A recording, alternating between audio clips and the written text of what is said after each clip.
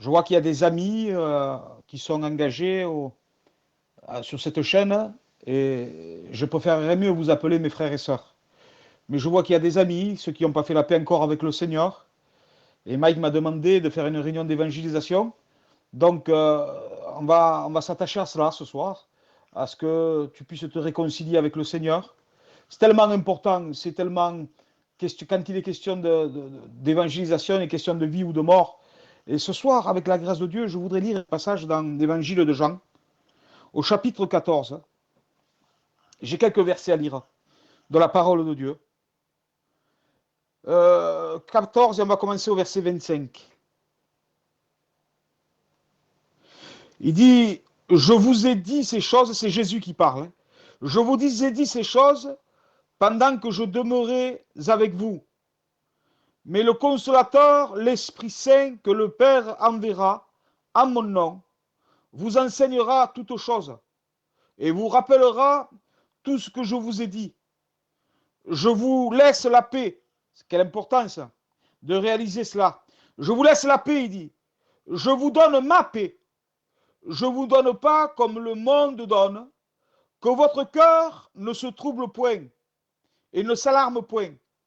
Vous avez entendu que je vous ai dit, je m'en vais et je reviendrai vers vous.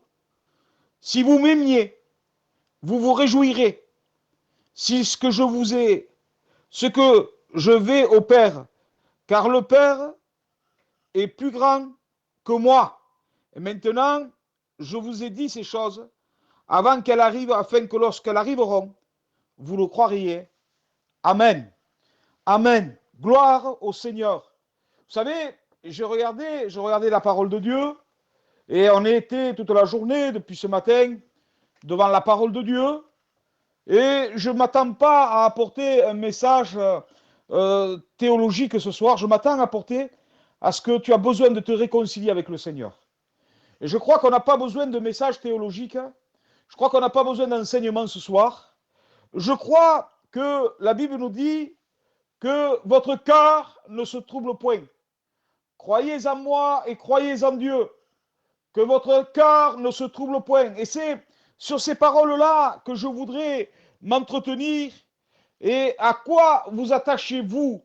À quelle expérience vous avez dans votre cœur? Vous savez qu'il est important dans la parole de Dieu de réaliser et d'avoir une espérance. La Bible nous dit, ne voulons pas nous lamenter comme ceux qui n'ont point d'espérance. C'est-à-dire que ceux qui n'ont point d'espérance dans la parole de Dieu, ceux qui ont point d'espérance en Dieu, se lamentent, pleurent, gémissent, ont peur, sont dans l'angoisse, dans la crainte. Mais ceux qui ont fait la paix avec le Seigneur, ceux-là, il n'y a plus d'angoisse, il n'y a plus de peur, il n'y a plus de lamentation, mais il y a un esprit d'adoration, un esprit de sécurité dans nos cœurs. Et au travers de cette parole que je voudrais vous annoncer, la Bible nous parle dans l'épître de Pierre, au chapitre 2, 1 Pierre, chapitre 2, verset 11. Il nous est dit, bien-aimés, je vous exhorte comme étrangers et voyageurs sur la terre, à vous obtenir des convoitises charnelles qui font la guerre à votre âme. Et quand on lit ces passages de la parole de Dieu, on s'aperçoit que ici-bas, il y a tout qui va passer, tout passera. La Bible nous dit, mais ma parole demeure éternelle. Et nous voyons que tout ce qu'il y a, toutes bonnes choses ont une fin. Nous nous apercevons que dès que nous rentrons dans la vie, nous voyons que au départ, on est amoureux, on rencontre sa fiancée ou son fiancé, son prince charmant, sa princesse, et on s'aperçoit qu'au fil des années, on s'aperçoit que le prince n'est plus ce qu'il était. Il n'est plus le prince aussi grand qu'il occupait dans la place dans notre cœur. Il est là, il commence à avoir les cheveux blancs, il prend un peu de ventre, il est là, il n'est plus là, il n'est plus celui qui vous séduisait de la même manière quand il avait 20 ans. Mais en réalité, c'est la vie. C'est la vie qui est comme ça. La vie, elle est là et elle passe. La Bible nous dit que pour le plus robuste, 80 ans. Que peine après, que misère. Mais je voudrais vous apporter quelle est notre espérance, quel est notre objectif, quelles sont nos priorités, à quoi sommes-nous attachés. La Bible nous parle que les gens nous font ici, ils veulent que construire, bâtir, s'attacher aux choses du monde de la terre. Mais la Bible nous parle qu'un jour, Jésus sortait du temple, et puis les disciples font remarquer à Jésus, et il lui dit, Maître, regarde quelle construction, quelle demeure, quelle bâtisse, quelle belle pierre, regarde ces pierres comme elles sont belles, quelle bâtisse qu'ils ont bâtie. Et Jésus les regarda, et la Bible nous dit que, la Bible nous dit, voyez ces constructions, voyez ces belles pierres. La Bible nous dit qu'il n'y aura pas pierre sur pierre qui subsistera. Je voudrais vous dire une chose, c'est que tout passera, mes frères et sœurs. Tout va passer. Vous savez, on était là et on chantait des cantiques à la chorale, nous, à l'église à Figueroles. On était là, on était bénis, on est bénis, pas de problème. Mais on s'attendait un peu, on s'attachait à cela, à un local, à un endroit. Et là, on s'aperçoit qu'aujourd'hui, on ne peut plus se réunir. On ne peut plus s'assembler. On ne peut plus être dans la communion fraternelle physiquement. On est par l'esprit, on est unis par l'esprit. Il n'y a pas de problème sur cela. Mais on dirait qu'on s'attachait plus à cela qu'à une vie intimement à Dieu. Et c'est ce qu'on a besoin de comprendre. À quoi nous attachons-nous? Parce que la Bible nous parle que tout est vanité. C'est un homme qui a pu dire ça. La Bible nous dit que tout est vanité et poursuite du vent. La Bible nous parle dans le livre des Proverbes, au chapitre 23, au verset 5. Veux-tu, il dit, poursuivre du regard ce qui doit disparaître? Mais en réalité, on voit que la parole de Dieu ne nous ment pas sur tout cela. Elle ne nous trompe pas. La parole de Dieu, elle est celle qui nous exhorte. Elle est celle qui nous enseigne que le seul qui doit être la priorité dans notre cœur, c'est le Christ, le roi de gloire. Et puis, quand on prend tous ces textes et qu'on les met, la Bible nous parle, que je vous ai lu après, je vous exhorte à vivre comme des étrangers et des voyageurs sur cette terre. Et je voudrais vous dire une chose, c'est qu'il y a trop de gens qui sont là et qui se croient éternels. Ils se croient qu'ils sont ici-bas sur la terre. Ils vivent comme si tout allait bien. Et c'est pour ça qu'au travers de cette situation, de ce virus, qu'il y a beaucoup de gens qui s'approchent des réunions. Ils s'approchent, ils sont à l'écoute des cantiques. Ils sont à l'écoute de la parole de Dieu. Et on en profite, nous, à vous prêcher que si vous restez dans cette position, si vous ne prenez pas une position d'accepter le Seigneur, de vous repentir de tout votre cœur, vous ne partez pas avec Dieu. Vous êtes perdu. Parce que le salaire du péché, c'est la mort. C'est ce que la Bible me dit. Alors moi, je n'ai pas le droit en tant que pasteur, en disant, toi, tu es sauvé, toi, tu es perdu. Vous savez, si j'aurais le droit de faire ça, les premières choses que je dirais, c'est m'orienter vers mes enfants, ma famille autour de moi. Je dirais, hop, cela, je les veux avec moi. Mais ça ne marche pas comme ça avec Dieu. Ça marche à partir du moment où on prend une décision. C'est à partir du moment où on s'engage avec Dieu. C'est à partir du moment où on se repent de nos péchés. C'est à partir de... La Bible nous dit, aura que les péchés sont pardonnés. Tu as besoin de Jésus, tu as besoin d'un sauveur. Tu as besoin d'accepter la grâce de Dieu. Tu as besoin... Parce que le plus grand des péchés, un péché qui ne seront pas pardonnés. On peut pécher contre tout, mais la Bible nous parle d'un péché qui ne sera pas pardonné. Vous savez ce que c'est? C'est le refus de la grâce de Dieu. C'est le refus. La Bible nous dit, il y a un péché que Dieu ne peut pas pardonner. Mais c'est lequel? Mais c'est de refuser la grâce de Dieu. C'est de refuser que lui, il est sauveur, que lui, il veut te pardonner de tes péchés. C'est refuser cela, de vivre au bénéfice de la grâce, au bénéfice de la crucifixion. C'est ça que Dieu veut t'amener à t'épanouir dans l'amour de Dieu. Parce que la Bible nous dit que Dieu a tant aimé qu'il a donné son Fils unique afin que quiconque ne périsse point, mais qu'il ait la vie éternelle en Jésus-Christ. Jésus t'aime. Le diable est méchant. Le diable s'est juré ta perte. Il veut te perdre. Il veut que te plonger avec lui dans l'éternité, dans le temps ardent de feu, là où il y a des pleurs, des grincements de dents. Mais je voudrais te dire une chose, c'est pas réservé pour toi, c'est réservé pour les démons et Satan. Mais pour toi, il t'est réservé le ciel. Mais veux-tu ce ciel? Veux-tu avoir la pardon de tes péchés? Veux-tu accepter Jésus comme maître et sauveur? Parce que c'est ça, en vérité, c'est ce qu'il veut t'attendre. C'est ça qu'il faut que tu acceptes. Il faut que tu t'empresses à venir à Jésus. Jésus a dit, hante-toi de descendre à Zachée. Zachée était sur un arbre. Il était perché sur son arbre. Il savait que Jésus devait passer par là. Mais Zachée, la Bible nous dit qu'il était de petite taille. Cet homme-là, il a grimpé sur un arbre pour se cacher. Mais je voudrais te dire que peut-être que là, derrière ton téléphone, tu te crois caché. Tu te crois que personne ne te voit. Moi, je ne te vois pas.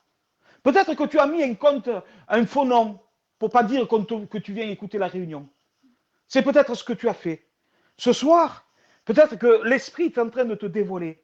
Tu as mis une fausse identité pour pas dire, on va pas dire que c'est moi, mais je vais écouter la parole de Dieu. Mais je voudrais te dire que derrière cet arbre, ce sycomore, là où il y avait des feuilles qui cachaient Zachée, Jésus s'est arrêté. Je voudrais te dire que là où tu es, chez toi, Jésus te voit. Il te connaît, il peut t'appeler par ton nom. Il pourrait te dire, mais Zachée, arrête de te cacher. Hâte-toi de descendre. Hâte-toi de venir. Empresse-toi de venir.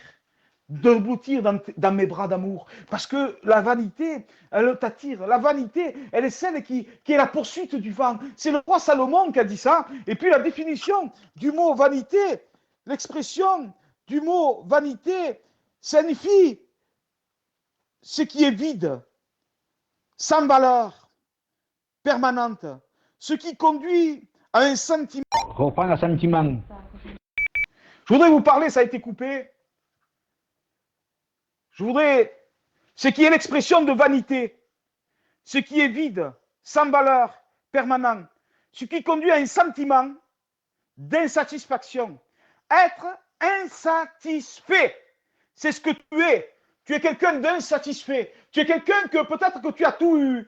Peut-être que ton trafic, parce que tu vends peut-être de la drogue. Peut-être que tu es là et tu écoutes et tu fais du trafic. Et là, je voudrais te dire une chose. Ce qui est plus important ce soir pour toi, qu'il faut que tu comprennes que tout ce que tu as, tu es dans un état d'insatisfaction. Tu as besoin de Jésus. Tu as besoin de te repentir. Repens-toi, Jésus t'aime, Jésus aime. La Bible nous dit que Dieu a tant aimé, a tant aimé. Qu'est-ce que c'est le mot aimer? La définition du mot aimer par rapport à l'homme, à la création, à Dieu. Qu'est-ce que c'est? Comment je pourrais t'expliquer l'amour de Dieu? Qu'est-ce que toi tu pourrais donner en échange? Peut-être que tu peux donner ton portefeuille, ta santé pour tes enfants, mais pour ton ennemi, pour quelqu'un qui est coupable, pour quelqu'un qui t'a fait du mal. Est-ce que tu serais prêt à donner ta vie pour lui? Je ne crois pas. Je voudrais te dire une chose, c'est que le salaire du péché, c'est la mort. Le salaire du péché, c'est la mort. Mais ce soir, grâce soit rendue à Dieu, de ce que, si le salaire du péché, c'est la mort, le don gratuit de Dieu, c'est la vie éternelle.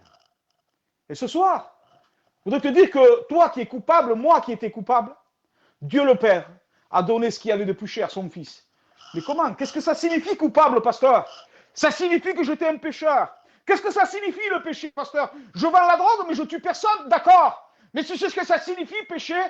Ça signifie guerre et rébellion. Ça signifie loin de Dieu. Ça signifie que tu fais la guerre. Reprends, Bello. Oui, excusez-moi, ça a coupé. Est-ce que tu dois continuer à être dans ta position? Est-ce que tu vas continuer à regarder ce qui doit disparaître?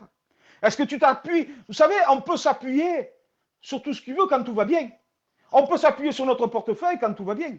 Mais il y a des moments où on traverse, là où on est, en ce moment, dans la position où on est, sur quoi tu t'appuies? Quel appui tu as? Comment tu t'appuies? Est-ce que tu t'appuies sur ta connaissance intellectuelle?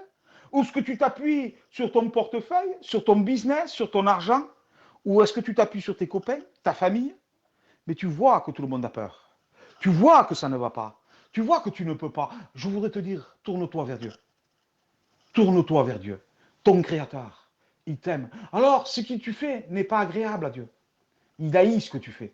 Mais à toi, ton intérieur, ton âme, Jésus t'aime. Jésus t'aime. Et il ne veut pas que le méchant périsse. Parce que tu es un méchant. J'étais un méchant. Le méchant, c'est celui qui se détourne de Dieu. Le méchant, c'est celui qui refuse la grâce de Dieu. Mais ce soir, toi qui es intelligent, toi qui es sage, toi que tu te crois sage à tes yeux, si tu te tournes vers Dieu, la Bible nous dit que si on tourne nos regards vers lui, notre visage ne se couvre point de honte, mais notre visage est rayonnant de joie. Ne voudrais-tu pas cette joie? Ne voudrais-tu pas te sentir pardonné de ton péché? Ne voudrais-tu pas arrêter d'être lié par le péché, par le mal? Ne voudrais-tu pas être lié, arrêter d'être lié par ton adultère, par ton péché? Ne voudrais-tu pas te sentir pardonné? Parce que tu regrettes ce que tu as fait. Mais Jésus... Vas-y, reprends là. Hein. Alors ce soir, moi je crois que je ne vais pas aller plus loin. Jésus veut te pardonner de ton péché, ce que tu fais de mal. Jésus le haït, mais il t'aime à toi. Alors arrête de t'auto-punir, arrête d'être insatisfait, mais vis pour Jésus. Accepte Jésus. Demande pardon au Seigneur. Appelle les pasteurs. Appelle-les. A un entretien avec eux. On va t'aiguiller. On va te dire ce qu'il faut que tu fasses. En réalité, un homme, un jour, il était là, il malmenait les églises. Et puis, la Bible nous dit que cet homme, c'était Saul de Tarse. La Bible nous dit qu'il était sur le chemin de Damas. Et Dieu l'a arrêté dans une folie meurtrière. La Bible nous dit que le Seigneur l'a arrêté. Et il a demandé au Seigneur, que faut-il que je fasse, Seigneur? Eh bien, va dans telle ville qui est devant toi.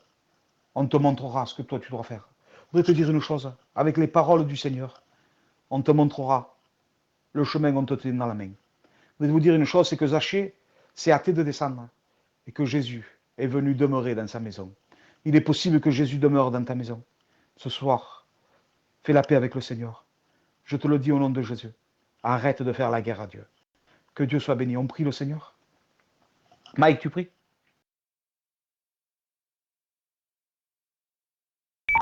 Seigneur, tu as dit à Zachée